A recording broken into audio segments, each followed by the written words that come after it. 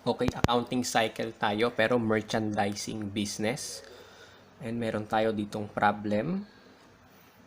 Given yung um, ledger accounts, then may additional information dito.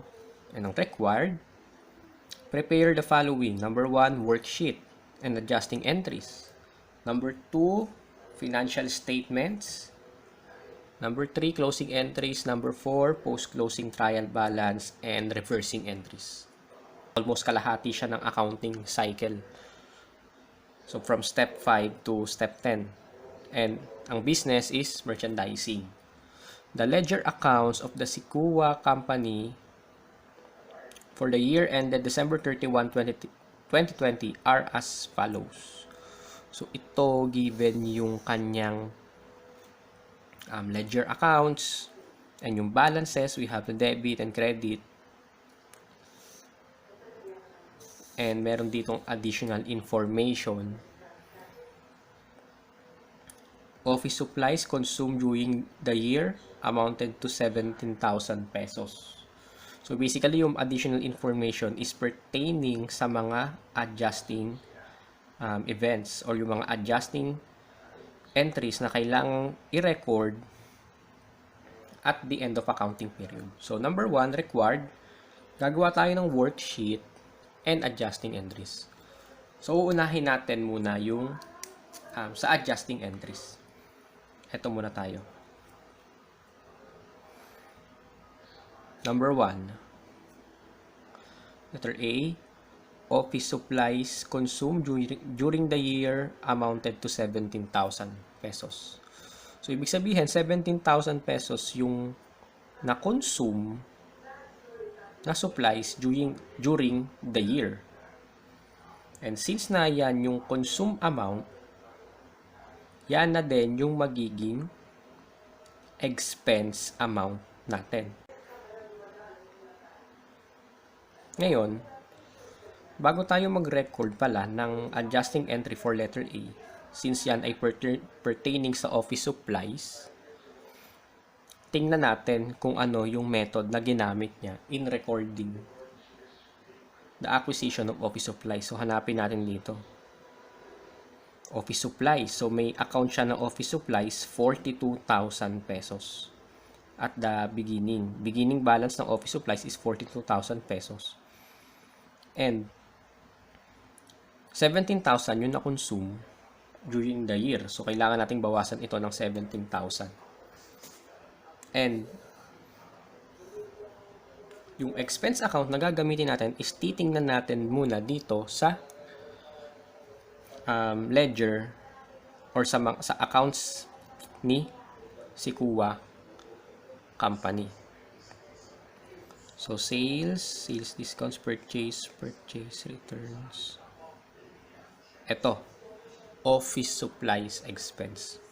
Therefore, gagamitin natin account is office supplies expense and office supplies. Adjusting entry for letter A, debit office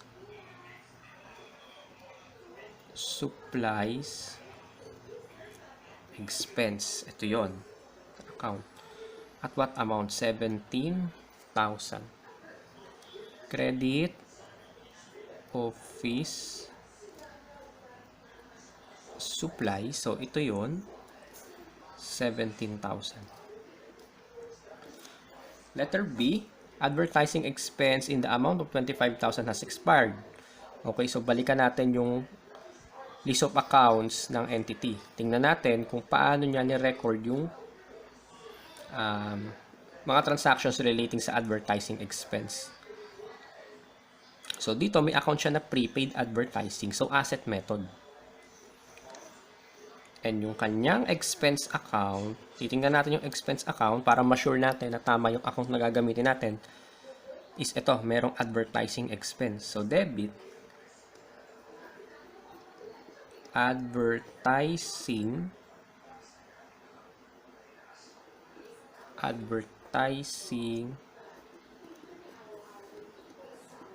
expense, credit, prepaid advertising. advertising. At what amount? 25,000 pesos. Dahil yan na yung part na na-consume or na expired sa prepaid advertising. Letter C, salaries of 21,000 have accrued as at December 31. So, debit, salaries expense,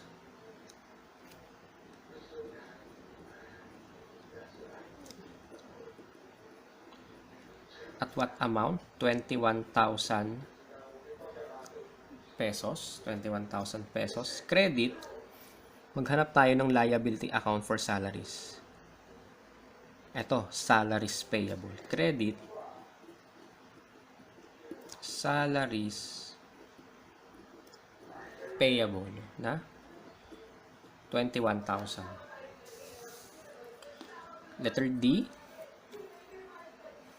depreciation on the office building and on the office equipment amounted to 15 and 20 respectively. So, given na yung amounts ng depreciation, so hindi na tayo magko-compute. Susundin na lang natin yung amount na nandyan. Debit, depreciation expense,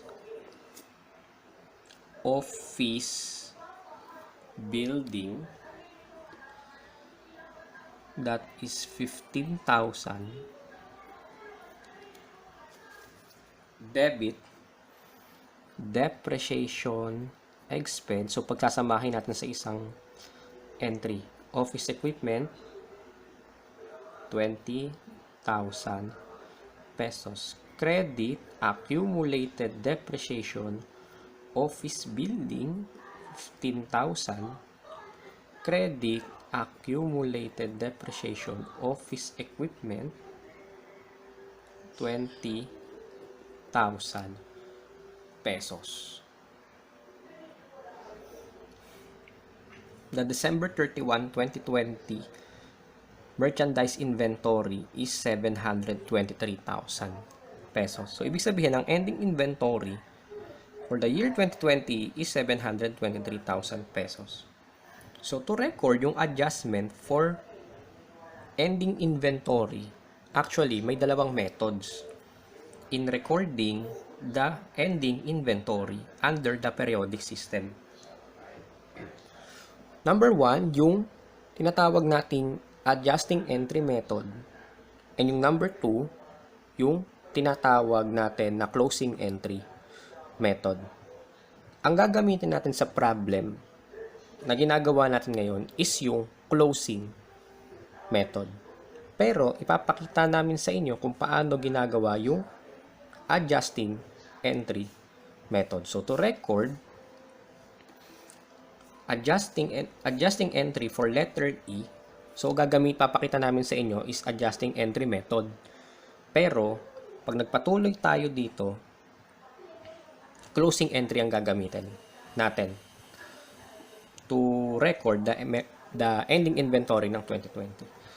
So, to record yung merchandise inventory ng December 31 under adjusting entry method is una, kailangan muna natin tanggalin yung beginning balance ng merchandise inventory. Kailangan muna natin itong i-close para siya ay mag-zero. So, para mag-zero yan at may balance na 598, meron tayong magiging journal entry na may credit na merchandise inventory beginning 598,000 pesos. Ang debit niya would be income summary 598,000 pesos. Okay. Mamaya na natin papaliwanag kung bakit income summary yung debit. So, ang effect na to is magsisiro yung merchandise inventory beginning. Magsisiro na siya. May 598 debit, may credit dito, 0. Then, saka natin i-record itong 723. Debit, merchandise inventory, and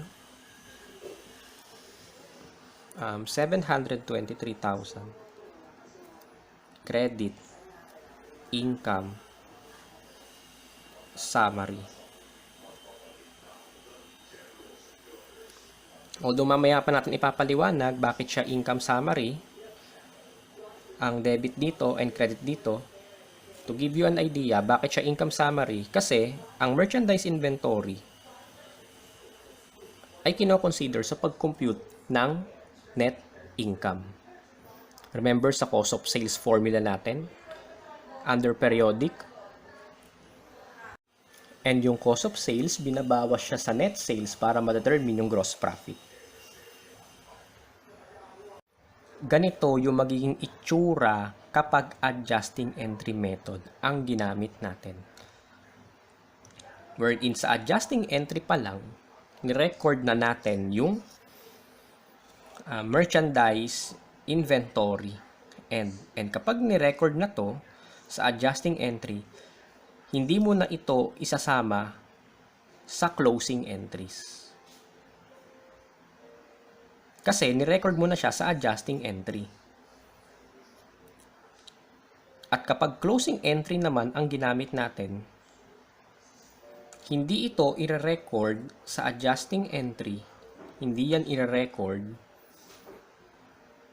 Pero, i-record siya pagdating sa closing entries. So, ang pagkakaiba lang ng adjusting entry method and closing entry method in recording the merchandise inventory end is yung point kung saan lang nire-record yung ending inventory. Kapag adjusting entry method, nire-record siya at step 5, which is preparation of adjusting entries. Kapag closing entry naman ang ginamit natin, i-record itong entry na to sa closing entries. Hindi pwedeng gawin ito sa adjusting entry at gagawin din sa closing entry. Dapat either sa adjusting entry lang or sa closing entries. But since nga sabi natin kanina, closing entry ang gagamitin natin method in recording the merchandise inventory end, tatanggalin natin to dito. Ayan. Sa closing entry natin i-record yung merchandise inventory end.